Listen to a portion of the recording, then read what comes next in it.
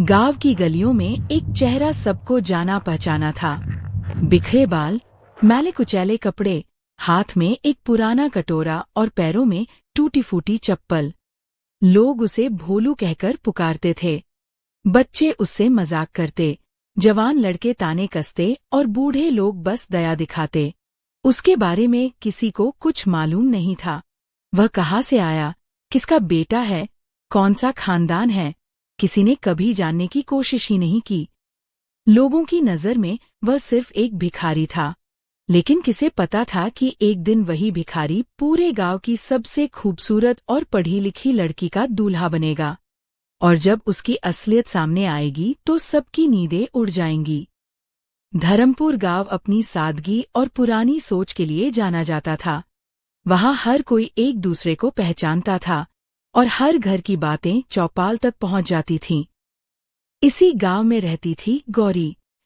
गौरी जितनी सुंदर थी उतनी ही होशियार भी। वह कॉलेज तक पढ़ी थी और उसका सपना था कि वह आगे चलकर मास्टरनी बने। लेकिन उसके पिता रामसरन पुराने विचारों वाले थे। उन्हें लगता था कि लड़की चाहे कितनी भी पढ़ ले, आखिरकार उसे चूल्हा चौका ही करना है और ससुराल ही उसका असली घर है। गौरी कई बार उनसे कहती, बाबूजी, मुझे आगे पढ़ना है, मैं नौकरी करना चाहती हूँ, मैं आप सबका नाम रोशन करूंगी। लेकिन हर बार रामसरन की आंखें लाल हो जातीं। लड़कियों की किताबों से नहीं, उनकी इज्जत से घर का नाम रोशन होता है। ज्यादा पढ़ाई लिखाई का कोई फायदा नहीं। शादी ही तेरी मंजिल है। गौरी की आंखों में आंसू आ जाते, लेकिन वह चुप हो जाती। माँ अक्सर उसका साथ देती, पर पिता के सामने उनकी भी एक न चलती। इसी बीच गांव में एक घटना ने सब कुछ बदल दिया। ठाकुर का बेटा, जो अपने रंग ढंग के लिए कुख्यात था, एक दिन रास्ते में गौरी को छेड़ने लगा। गौरी किसी तरह बचकर घर पहुंची, लेकिन गांव में ये बात आग की तरह फैल गई। रामसरन के लिए ये मानो बिजली गिरने जैसा था। उन्हें लगा कि अगर जल्दी शादी नहीं की गई तो समाज में उनकी नाक कट जाएगी। रामसरन ने रिश्तेदारों से लेकर गांव के अच्छे घरानों तक सब जगह कोशिश की, लेकिन हर कोई किसी न किसी बहाने से इनकार कर देता। सबको लगता कि जिस लड़की पर ठाकुर के लड़के ने हाथ डालने की कोशिश की, उसके साथ रिश्ता जोड़ना अपमान की बात होगी। रामसरन का धैर्य टूट गया। एक दिन चौपाल पर खड़े होकर उन्होंने ऐलान कर दिया, अगर मेरी बेटी का रिश्ता कोई इज्जतदार घर नहीं करेगा तो मैं इसे सबसे पहले मिलने वाले से ब्याह दूंगा। ये सुनकर सब लोग हैरान रह गए। तभी किसी ने मजाक उड़ाते हुए कहा, तो क्यों न भोलू से कर दो इसकी शादी, उसे तो दुल्हन मिल जाएगी। गांव वालों ने हंसते हंसते ये बात कही थी, लेकिन रामसरन गुस्से और शर्म से पागल हो चुके थे। उन्होंने उसी समय जोर से कहा, ठीक है, गौरी की शादी अब इसी भिखारी भोलू से होगी। पूरा गांव सन्न रह गया। किसी को लगा ये मजाक है, लेकिन जब रामसरन ने जिद पकड़ ली तो मजाक हकीकत में बदल गया। गौरी के पैरों तले जमीन खिसक गई। उसने पिता से रो रो कर कहा, बाबूजी, आप मुझे क्यों सजा दे रहे हैं? मैंने क्या गुनाह किया है? लेकिन रामसरन का चेहरा पत्थर जैसा हो गया। उन्होंने कहा, गौरी, तू मेरी इज्जत का सवाल है। अगर तू मेरी बेटी है तो मेरी बात मानेगी। तेरी शादी भोलू से ही होगी। गौरी ने माँ का हाथ पकड़कर उनसे विनती की, लेकिन माँ भी असहाय थीं। उन्होंने पति को मनाने की कोशिश की, पर रामसरन अपने फैसले से पीछे हटने को तैयार नहीं हुए। कुछ ही दिनों बाद मंदिर में शादी की तैयारियां शुरू हो गईं। शादी क्या थी, बस एक औपचारिकता थी। न बैंड बाजा, न बारात। बस गांव वाले इकट्ठा हुए और मंदिर के आंगन में मंडप सजा दिया गया। गौरी दुल्हन के लाल जोड़े में बैठी थी, लेकिन उसकी आंखों से आंसू थमने का नाम नहीं ले रहे थे। उसके सपनों का महल पल भर में ढह चुका था। वह सोच रही थी कि जिसका नाम लेने में लोग शर्माते हैं, वही आज उसका पति बनने जा रहा है। दूसरी ओर भोलू था। वही मैले कपड़े, वही बिखरे बाल, लेकिन आज उसके सिर पर सेहरा बंधा था। गांव वाले हंसी मजाक कर रहे थे। कोई कह रहा था, भोलू की किस्मत तो चमक गई। कोई कह रहा था, देखो, कैसी बदनसीब है गौरी। लेकिन भोलू चुपचाप बैठा रहा। मंत्रोच्चारण शुरू हुआ, फेरे पड़े और देखते ही देखते गौरी उस भिखारी की पत्नी बन गई।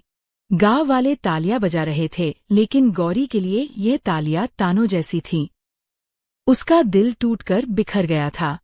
उसने सोचा, मेरी जिंदगी यहीं खत्म हो गई। अब मेरे पास सिर्फ आंसू ही हैं। पर उसे क्या मालूम था कि ये शादी उसकी जिंदगी की सबसे बड़ी सजा नहीं, बल्कि सबसे बड़ा वरदान बनने वाली है। शादी के बाद जब गौरी ने ससुराल की चौखट पार की तो उसके कदम डगमगा गए। उसने सोचा था कि चाहे भिखारी ही सही, पर उसका कोई तो घर होगा, कोई तो छत होगी। लेकिन सामने जो नजारा था, उसे देखकर उसकी आखिरी उम्मीद भी टूट गई। भोलू का कोई घर ही नहीं था। वह तो कभी चौपाल में, कभी मंदिर के आंगन में और कभी किसी पेड़ के नीचे सो जाता था। गौरी ने आंसू पोंछते हुए पूछा, तो हम कहाँ रहेंगे? भोलू ने मासूम मुस्कान के साथ कहा, जहाँ दिल हो वही घर होता है गौरी। अगर मन साफ हो तो मिट्टी का कोना भी महल लगने लगता है। गौरी ने उसकी ओर अजीब निगाहों से देखा। भिखारी के मुंह से ऐसे गहरे शब्द सुनकर वह हतप्रभ रह गई। लेकिन उसके दिल में दर्द की आग और तेज जलने लगी। गांव वाले जब भी उसे देखते ताने मारते, देखो, पढ़ी लिखी गौरी भिखारी के संग बैठी है। बच्चे हंसते, औरतें ताना कसतीं और आदमी मजाक उड़ाते। गौरी के लिए ये हर पल एक यातना थी। लेकिन धीरे धीरे उसने महसूस किया कि भोलू वैसा नहीं था जैसा लोग समझते थे। वह हमेशा उसका ख्याल रखता। अगर खाने को सिर्फ एक रोटी होती तो वह रोटी गौरी के हाथ में रख देता और खुद भूखा सो जाता। जब गौरी रोती तो वह बड़े सुकून से कहता, मत रो गौरी, जिंदगी आंसुओं का नाम नहीं है। यकीन कर, एक दिन तुझे हंसना आएगा। गौरी सोच में पड़ जाती कि यह इंसान सच में भिखारी है या इसके अंदर कुछ और छिपा है। एक दिन मंदिर के आंगन में गांव के बच्चे खेल रहे थे। उनके पास स्कूल की किताबें थीं। बच्चे एक सवाल में अटक गए। तभी भोलू ने किताब उठाई और बड़े सहज भाव से सवाल हल करने लगा। देखो बच्चों, ये गणित का सवाल ऐसे हल होता है, और यह कविता कहती है कि इंसान को मेहनत से डरना नहीं चाहिए। बच्चे हैरान रह गए। गांव वाले भी देखकर दंग रह गए कि भिखारी इतनी अच्छी तरह पढ़ा लिखा कैसे हो सकता है। गौरी ने दूर खड़े होकर ये सब देखा तो उसके मन में सवालों का तूफान उठ खड़ा हुआ। ये पढ़ा लिखा आदमी भीख क्यों मांगता है? आखिर यह कौन है? उसकी जिज्ञासा और बढ़ गई जब एक रात उसने देखा कि भोलू चुपचाप कहीं जा रहा है। गौरी ने हिम्मत जुटाई और उसका पीछा किया। भोलू गांव से बाहर पुराने खंडहर की ओर बढ़ा। वहां जाकर उसने अपनी झोली से कुछ कागज और किताबें निकालीं और चुपचाप दीपक जलाकर लिखने पढ़ने लगा। गौरी यह देख दंग रह गई। भिखारी, जो पूरे गांव की नजरों में नाकारा और बेकार था, वह आधी रात को पढ़ाई में डूबा हुआ था। गौरी ने वहीं खड़े खड़े फुसफुसाकर कहा, ये कौन हो तुम? भोलू, आखिर तुम्हारे अंदर ये राज क्या है? लेकिन जवाब सिर्फ रात की खामोशी थी। अगले दिन जब ठाकुर का वही बेटा गौरी को देखकर फिर से ताने मारने लगा तो भोलू अचानक गरज उठा, गौरी अब मेरी पत्नी है। अगर इसे छुआ भी तो अंजाम बुरा होगा। उसकी आंखों में ऐसी आग थी कि ठाकुर के गुंडे पीछे हट गए। उस दिन गांव ने पहली बार देखा कि भोलू सिर्फ हंसने बोलने वाला भिखारी नहीं है, बल्कि वक्त आने पर वह शेर बन सकता है। गौरी भी हैरान रह गई। उसने पहली बार महसूस किया कि यह आदमी उसका मजाक उड़ाने लायक नहीं, बल्कि उसका रक्षक है। धीरे धीरे उसका दिल बदलने लगा। अब वह भोलू से सवाल पूछने लगी, तुम्हें इतना सब पढ़ना कहाँ से आया? अगर पढ़े लिखे हो तो भीख क्यों मांगते हो? कोई काम क्यों नहीं करते? भोलू हमेशा मुस्कुरा देता, हर सवाल का जवाब सही वक्त पर मिलेगा। गौरी, अभी धैर्य रखो। गौरी चुप हो जाती, लेकिन उसके मन में बेचैनी और बढ़ जाती। उसे लग रहा था कि यह आदमी कुछ और ही है, जिसकी असलियत अभी सामने आनी बाकी है। गौरी अब दिन रात सोच में डूबी रहती। भोलू भले ही भिखारी कहलाता हो, लेकिन उसके शब्दों में गहराई थी। उसके कामों में ईमानदारी थी और उसकी आंखों में एक अजीब सी चमक थी। कभी वह उसे चुपचाप बच्चों को पढ़ाते हुए देखती, कभी उसे खंडहर में बैठकर किताबें लिखते हुए। उसे समझ नहीं आता था कि यह भिखारी आखिर है कौन। एक शाम गांव में तहसीलदार साहब आए। उन्होंने गांव के स्कूल का हाल देखा और कहा कि बच्चों के लिए एक अच्छा अध्यापक चाहिए। पूरा गांव खामोश था क्योंकि गांव में पढ़े लिखे लोग गिनती के थे और वे भी इस काम के लिए आगे नहीं आते थे। तभी बच्चों ने शोर मचाना शुरू कर दिया, भोलू चाचा पढ़ाते हैं, भोलू चाचा को मास्टर बना दीजिए। गांव वाले हंस पड़े। किसी ने कहा, भिखारी मास्टर बनेगा, लेकिन बच्चों ने जिद पकड़ ली। तहसीलदार ने भोलू को बुलाया और पूछा, तुम्हें कुछ आता है? भोलू ने धीमी आवाज में कहा, जरा सा। फिर उन्होंने एक कठिन सवाल बोर्ड पर लिखकर भोलू से हल करने को कहा। भोलू ने न सिर्फ सवाल हल कर दिया बल्कि बच्चों को इतनी सहज भाषा में समझाया कि तहसीलदार भी हैरान रह गए। गांव वालों के मुंह खुले रह गए। जो आदमी कल तक चौपाल पर कटोरा फैलाकर बैठता था, आज वह सबके सामने ज्ञान बांट रहा था। तहसीलदार ने वही घोषणा कर दी, कल से यह आदमी बच्चों को पढ़ाएगा। गांव का स्कूल अब इसे ही मिलेगा। गौरी की आंखों में आंसू आ गए। वह सोचने लगी, जिसे मैं अपनी सबसे बड़ी बदकिस्मती मान रही थी, वही मेरी सबसे बड़ी ताकत बन रहा है। लेकिन असली झटका तब लगा जब एक दिन गांव में अचानक कुछ अजनबी लोग आए। वे शहर से थे और कपड़ों से पढ़े लिखे और बड़े लोग लग रहे थे। उन्होंने भोलू को देखते ही सलाम किया और बोले, साहब, आप यहाँ कैसे? हम तो समझे थे आप शहर लौट आएंगे। पूरा गांव अवाक रह गया। भोलू ने हाथ के इशारे से उन्हें चुप करा दिया, लेकिन अब रहस्य और गहरा हो गया। उस रात गौरी ने भोलू से कहा, सच सच बताओ, तुम कौन हो? क्यों अपनी पहचान छुपा रहे हो?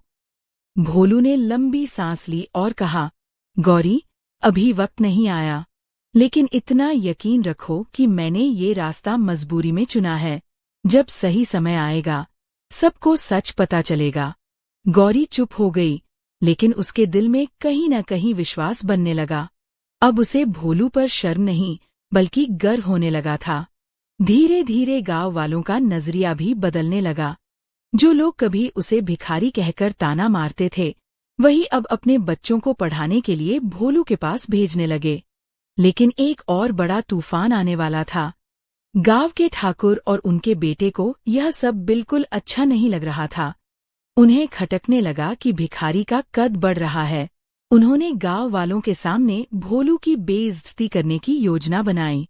एक दिन पंचायत बुलाई गई। ठाकुर ने सबके सामने कहा, ये आदमी भिखारी है। ऐसे आदमी को स्कूल सौंपना गांव की बेइज्जती है। हम इसे गांव से बाहर करेंगे। गांव वाले असमंजस में थे, लेकिन तभी भोलू आगे बढ़ा। उसकी आंखों में ऐसी दृढ़ता थी कि सबकी सांसें थम गईं। वह बोला, आज तक मैंने अपनी पहचान छुपाई है, लेकिन अब सच्चाई बताना जरूरी है। गांव वाले कान खड़े करके सुनने लगे। गौरी का दिल जोर जोर से धड़कने लगा। ठाकुर हंस रहा था। उसे लगा भोलू अब अपनी गरीबी का रोना रोएगा। लेकिन अगले ही पल भोलू ने जो कहा, उसने पूरे गांव की जिंदगी बदल दी। पंचायत के सामने सन्नाटा पसरा था। सबकी नजरें भोलू पर थीं। वह धीरे धीरे उठा। उसके चेहरे पर वही मासूम मुस्कान थी, लेकिन आवाज गहरी और मजबूत। तुम सब मुझे भिखारी समझते रहे। हाँ, मैंने भीख मांगी, मैले कपड़े पहने और खुद को तुमसे अलग रखा, लेकिन ये सब एक वजह से किया। असल में मैं भिखारी नहीं हूँ, मैं शहर का रहने वाला हूँ। मेरे पिता बहुत बड़े वकील थे, लेकिन उनकी मौत के बाद रिश्तेदारों ने हमें ठग लिया। माँ की तबीयत बिगड़ गई और इलाज के लिए मुझे पैसों की जरूरत थी। जब मैंने अपने दोस्तों से मदद मांगी तो सबने मुंह मोड़ लिया। उसी दिन मैंने ठान लिया था कि असली अमीरी पैसों में नहीं, इंसानियत और ज्ञान में है। इसलिए मैं अपनी पहचान छुपाकर इस गांव आया, ताकि देख सकूं कि बिना नाम और बिना दौलत के इंसान की कीमत कितनी है। गांव वाले दंग रह गए। ठाकुर का चेहरा उतर गया। भोलू ने आगे कहा, मैंने बच्चों को पढ़ाना शुरू किया क्योंकि शिक्षा ही वह ताकत है जो गरीब को भी अमीर बना देती है। मैंने देखा कि इस गांव के बच्चे मजदूरी में खो रहे हैं, लेकिन उनके भीतर हुनर है। मैंने ठाना कि मैं इन्हें पढ़ाऊंगा। और अब तहसीलदार साहब ने मुझे मौका दिया है, तो मैं ये गांव छोड़कर कहीं नहीं जाऊंगा। गौरी की आंखें भर आईं। उसे लगा कि उसने अपने पति को कभी पहचाना ही नहीं, जिसे वह अपनी बदकिस्मती समझ रही थी। वही उसका सबसे बड़ा सौभाग्य निकला। उसने भोलू का हाथ थाम लिया और कहा, आज मुझे तुम पर गर्व है। गांव में कानाफूसी होने लगी। जो लोग कल तक हंसते थे वही अब तालियां बजाने लगे। बच्चे दौड़कर भोलू से लिपट गए।